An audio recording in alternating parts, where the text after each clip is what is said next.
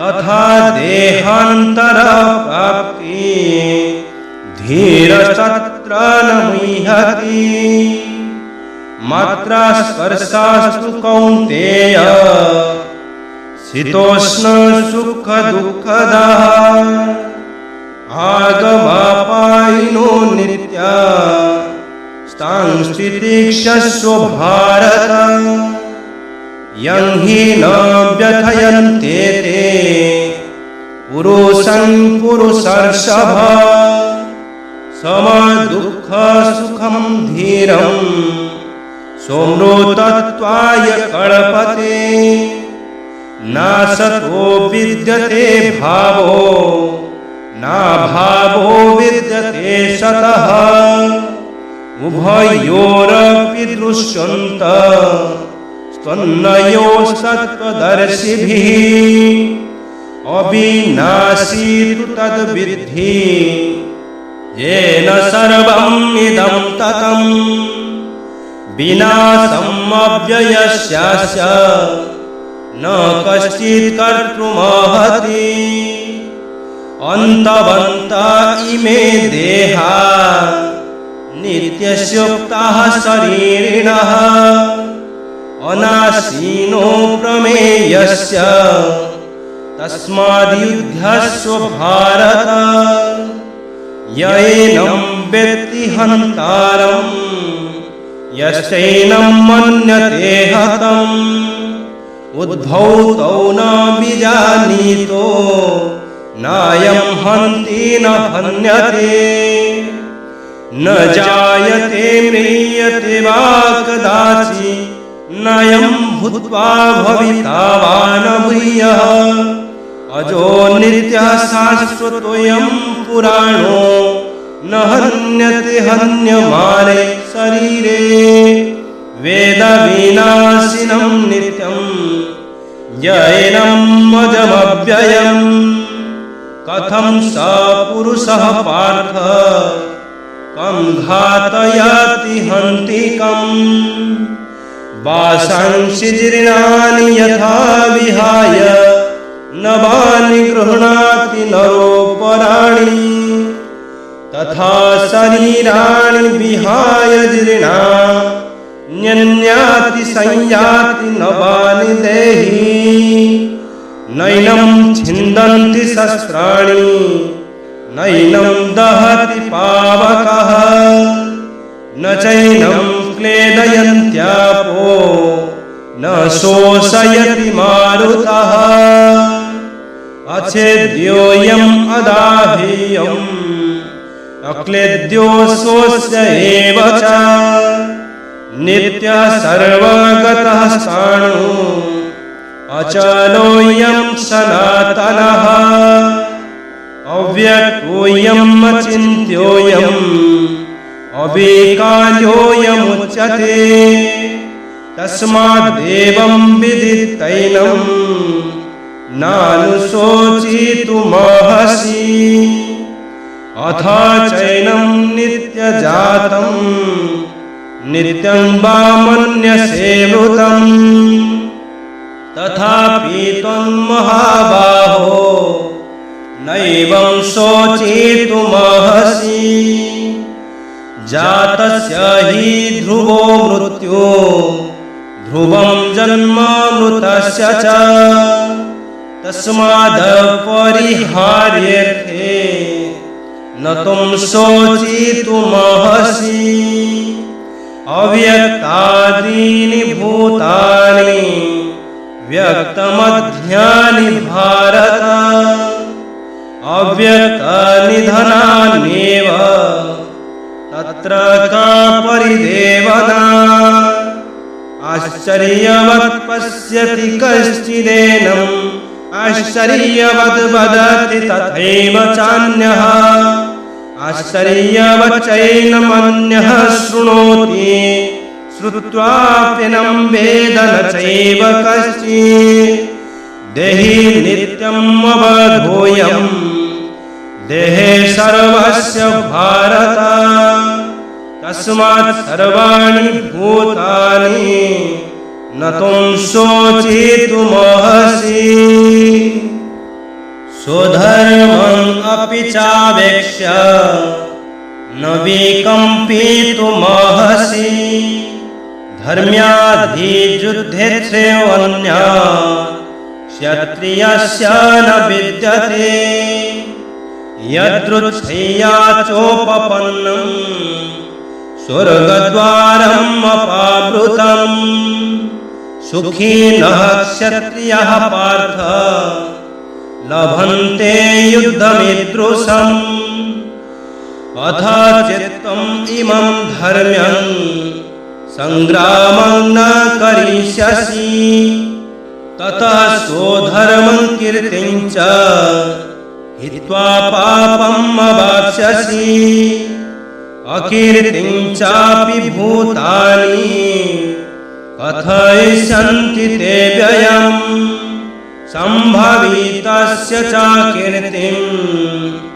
अरणादतिरिच्यते भयद्रणादुपरतम् नश्यन्ते त्वां महारथः येषां च त्वं बहुमतो भूत्वा यस्यसि लाघवम् अवाच्य वादंश्च बहून् वदिष्यन्ति तवाहिताः निन्दन्तस्तव सामर्थ्यं ततो दुःखतरन्नु किम् हतो वा प्राप्स्यसि स्वर्गम् जित्वा वा भोक्ष्यसे महीम् तस्मादुत्तिष्ठ कौन्तेय युद्धाय कृतनिश्चयः सुख दुःखे समो कृत्वा लाभलाभौ जयाजयौ ततो युद्धाय युज्यस्य नैवं पापम् अवाप्स्यसि एषा ते विहिता संख्ये बुद्धिर्योगे त्विमां शृणु बुद्ध्या युक्तो यया पार्थ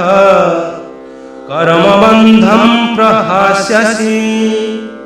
नेहाभिक्रमणा स्वस्ति प्रत्यवायो न विद्यते स्वल्पमप्यस्य धर्मस्य त्रायते महतो भयात् व्यवसायात्मिका बुद्धिः एकेह कुरु नन्दन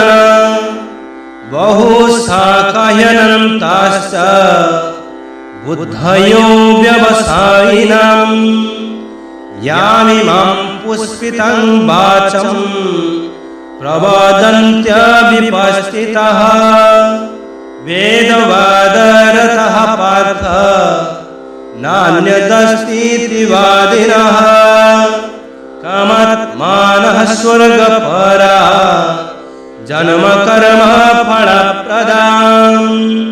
क्रिया विशेषबहुलाम् भोगैश्वर्या गतिं प्रति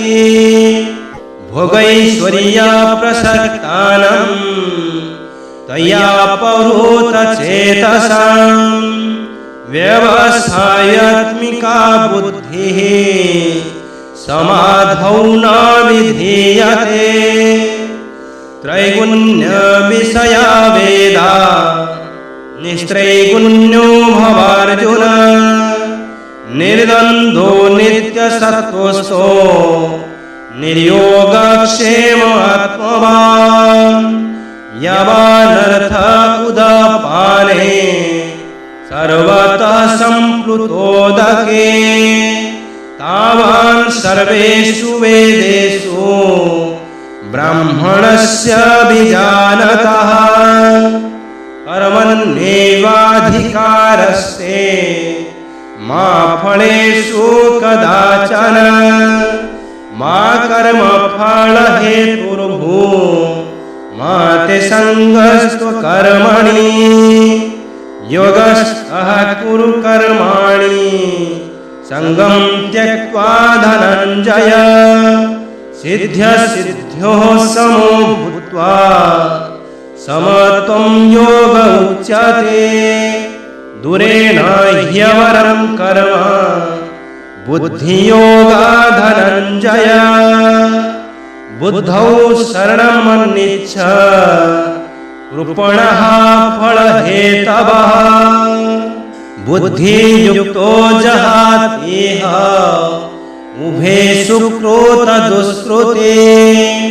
तस्माद् योगाय युज्यसो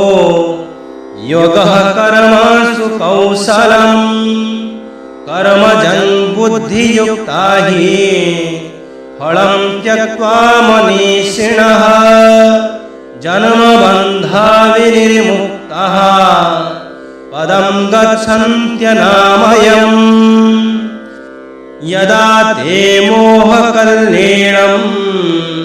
बुद्धिर्व्यतितरिष्यति तदा गन्तासि निर्वेदम् श्रुतव्यस्य श्रुतस्य च श्रुति विप्रतिपन्ना ते यदा स्थास्यति निश्चला समाधावचला बुद्धिः सदा योगम् अवाप्स्यसि। अर्जुन उवाच स्थितप्रज्ञस्य का भाषा समाधिस्तस्य केशव स्थितधिः किं प्रभाषेत किमासीत व्रजेत किम्। श्रीभगवानुवाच प्रजहाति यदा कामन् सर्वान् पार्थ मनोगतान् आत्मन्नेवात्मना तुष्टः स्थितप्रज्ञस्तदोच्यते। दुःखेषु नोद्विग्नमनः सुखेषु विगतस्पृहः वीतरागभयक्रोधः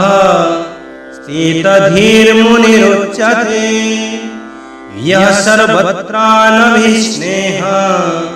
तत्तत्प्राप्य शुभाशुभम्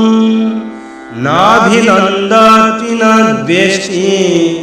तस्य प्रज्ञा प्रतिष्ठिता। यदा संहारते चायं कुर्मङ्गानीव सर्वशः इन्द्रियाणीन्द्रियार्थेभ्यः तस्य प्रज्ञा प्रतिष्ठिता।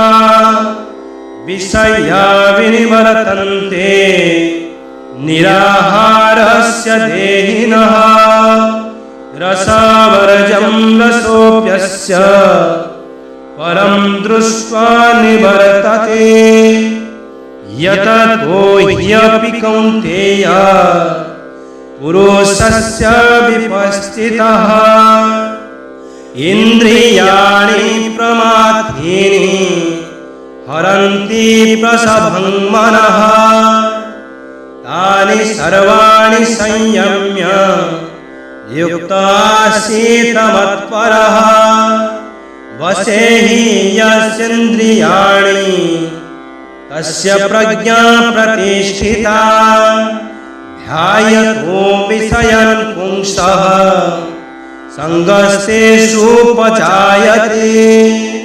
संगात् संजायते कामः कामात् क्रोधोऽभिजायते क्रोधो भवति सम्मोहः सम्मोहात् स्मृतिविभ्रमः स्मृतिभ्रंशात् बुद्धिनाशो बुद्धिनाशात् प्रणश्यति। रागद्वेषवियुक्तैस्तु विषयानिन्द्रियैश्चरन् आत्मवशी विधेयात्मा प्रसादम् अधिगच्छति। प्रसादे सर्वदुःखानां हानिरस्योपजायते। प्रसन्नचेतसो ह्यासो बुद्धिः पर्यवतिष्ठते। नास्ति बुद्धिरयुक्तस्य न च युक्तस्य भावना न च भावयतः सन्ति असन्तस्य कुतः सुखम्। इन्द्रियाणां हि चारकं यन्मनोनुविधीयते तदस्याहरति प्रज्ञं वायुर्नावमिवाम्भसि तस्मात् यस्य महाबाहो निगृहीतानि सर्वशः इन्द्रियाणीन्द्रियार्थेभ्यः तस्य प्रज्ञा प्रतिष्ठिता यानि सा सर्वभूतानां तस्यां जागर्ति संयमी यस्यां जाग्रति भूतानि सा निशा पश्यतो मुनेः आपूर्यमाणम् अचलप्रतिष्ठं समुद्रमापः प्रविशन्ति यद्वा तद्वक्त्रमायं प्रविशन्ति सर्वे स शान्तिमाप्नोति न कामकामी विहाय कामन्यः सर्वान् पुमांश्चरति निःस्पृहः निर्ममो निरहङ्कारः स शान्तिम् अधिगच्छति एषा ब्राह्मी स्थितिः पार्थ नैनं प्राप्य विमुह्यति स्थित्वा स्यामन्तकालोऽपि ब्रह्मनिर्वाणमृच्छति एषा ब्राह्मी स्थितिः पार्थ नैनं प्राप्य विमुह्यति स्थित्वा स्यामन्तकालेऽपि ब्रह्मनिर्वाणमृच्छति ॐ तत्सदिति श्रीमद्भगवद्गीतासु उपनिषत्सु ब्रह्मविद्यायां योगशास्त्रे श्रीकृष्णार्जुनसंवादे सांख्ययोगो नाम द्वितीयोऽध्यायः।